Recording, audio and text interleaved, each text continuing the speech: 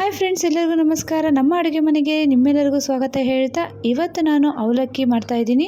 ಅದು ಕೂಡ ಸ್ವಲ್ಪ ಡಿಫ್ರೆಂಟಾಗಿ ಮಾಡ್ತಾಯಿದ್ದೀನಿ. ಇದಕ್ಕೆ ನಾನಿಲ್ಲಿ 2 ಗ್ಲಾಸ್ನಷ್ಟು ಅವಲಕ್ಕಿನ ನೀರಲ್ಲಿ ಹಾಕಿ ನೆನೆಸಿಟ್ಕೊಂಡಿದ್ದೀನಿ. ಒಂದು 15ರಿಂದ 20 ನಿಮಿಷ ನೆನೆದ್ರೆ ಸಾಕು. ನೀವು ಬೇಕಿದ್ರೆ ಬಿಸಿನೀರಲ್ಲಿ ನೆನೆಸ್ಕೋಬೋದು. ಇದಕ್ಕೆ ನಾನಿಲ್ಲಿ ಶುಂಠಿ, ಬೆಳ್ಳುಳ್ಳಿ, ಹಸಿಮೆಣಸಿನ್ಕಾಯಿ, 1 ಮುಷ್ಟಿಯಷ್ಟು ಪುದೀನ ಮತ್ತು ಕೊತ್ತಂಬರಿ ಇಷ್ಟನ್ನು ಜಾರ್ಗೆ ಹಾಕ್ಕೊಳ್ತಾ ಇದ್ದೀನಿ. ತುಂಬ ನುಣ್ಣಗೆ ರುಬ್ಕೊಳ್ಳೋದು ಬೇಡ, ಸ್ವಲ್ಪ ತರ್ತರಿಯಾಗಿದ್ದರೆ ಸಾಕು. ಈಗ ಎಣ್ಣೆ ಮತ್ತು ಸಾಸಿವೆ ಹಾಕ್ಕೊಳ್ತಾ ಇದ್ದೀನಿ ಒಂದು ಬಾಣಲಿಗೆ. ಅದಾದಮೇಲೆ ಕಡಲೆಬೀಜ, ಕಡಲೆಬೇಳೆ ಹಾಕ್ಕೊಂಡು ಅದು ಸ್ವಲ್ಪ ಫ್ರೈ ಆದಮೇಲೆ ಈರುಳ್ಳಿ ಮತ್ತು ಕರಿಬೇವು ಹಾಕ್ಕೊಳ್ತಾ ಇದ್ದೀನಿ.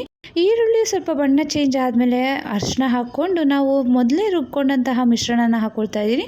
ಇದು ಸ್ವಲ್ಪ ಹಸಿ ಸ್ಮೆಲ್ ಹೋಗಬೇಕು, ಅಲ್ಲಿವರೆಗೂ ಫ್ರೈ ಮಾಡ್ಕೊಳ್ಬೇಕಾಗುತ್ತೆ. ಈಗ ರುಚಿಗೆ ತಕ್ಕಷ್ಟು ಉಪ್ಪು ಹಾಕ್ಕೊಂಡು ಈ ಮೊದಲೇ ನಾನು ನೆನೆಸಿಟ್ಕೊಂಡಂತಹ ಅವಲಕ್ಕಿನ ಹಾಕ್ಕೊಳ್ತಾ ಇದ್ದೀನಿ. ಅವಲಕ್ಕಿ ಹಾಕ್ಕೊಂಡು ಈ ರೀತಿ ಮಿಕ್ಸ್ ಮಾಡಿಕೊಂಡು ಪ್ಲೇಟ್ ಮುಚ್ಚಿ ಒಂದು 2 ನಿಮಿಷ ಬೇಯಿಸ್ಕೊಳ್ಳಿ ಸಣ್ಣ ಹುರಿಯಲ್ಲಿ.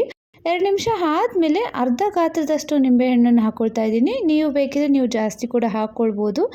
ಇಲ್ಲ ನಾವು ಮಾವಿನಕಾಯಿ ಯೂಸ್ ಮಾಡ್ತೀವಿ ಅನ್ನೋದಾದರೆ ನಾನೇನು ಈರುಳ್ಳಿ ಫ್ರೈ ಮಾಡ್ತಿದ್ದೆ ಆ ಟೈಮಲ್ಲಿ ಮಾವಿನಕಾಯಿನ ಹಾಕ್ಕೊಂಡು ನೀವು ಫ್ರೈ ಮಾಡ್ಕೊಳ್ಬೇಕಾಗತ್ತೆ.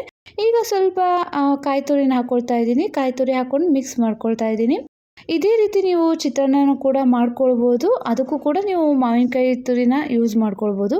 ಇಷ್ಟೇ ಫ್ರೆಂಡ್ಸ್, ಇವತ್ತಿನ ಈ ವಿಡಿಯೋದಲ್ಲಿ ಮಸಾಲ ಅವಲಕ್ಕಿ ಹೇಗೆ ಮಾಡೋದು ಅಂತ ನೋಡಿದ್ರಲ್ಲ, ಇದನ್ನು ಒಳಕಲ್ ಅವಲಕ್ಕಿ ಅಂತಲೂ ಕರೀತಾರೆ. ಇವತ್ತಿನ ಈ ವಿಡಿಯೋ ನಿಮ್ಮೆಲ್ಲರಿಗೂ ಇಷ್ಟ ಆಗಿದೆ, ಪ್ಲೀಸ್ ನಮ್ಮ ಚಾನಲ್ನ ಸಬ್ಸ್ಕ್ರೈಬ್ ಮಾಡಿ, ಪಕ್ಕದಲ್ಲಿರುವ ಬೆಲ್ ಐಕಾನನ್ನು ಕ್ಲಿಕ್ ಮಾಡಿ.